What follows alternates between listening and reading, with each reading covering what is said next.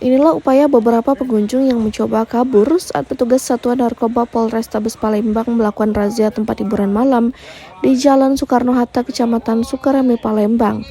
Para pengunjung ini mencoba kabur dengan cara menjebol dinding kafe saat mengetahui petugas datang.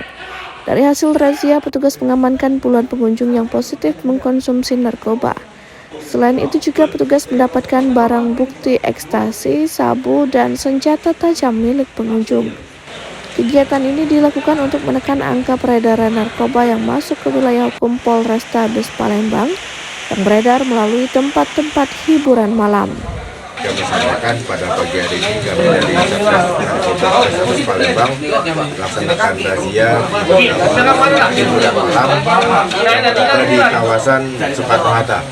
Dari kegiatan pada pagi hari ini kami berhasil mengamankan 59 orang yang terindikasi positif mengkonsumsi narkoba, di antaranya 47 laki-laki dan 12 orang perempuan.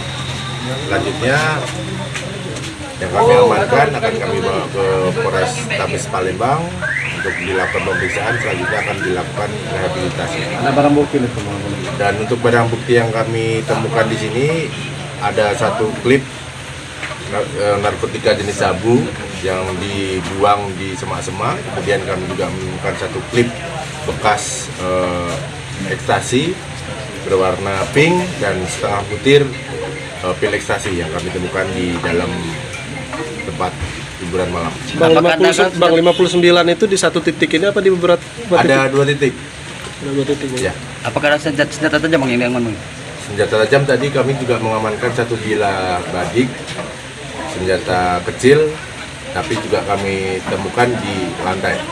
Kegiatan ini akan terus dilakukan oleh pihak kepolisian Polrestabes Palembang demi memutus mata rantai para peredaran narkoba yang telah meresahkan, khususnya di kota Palembang.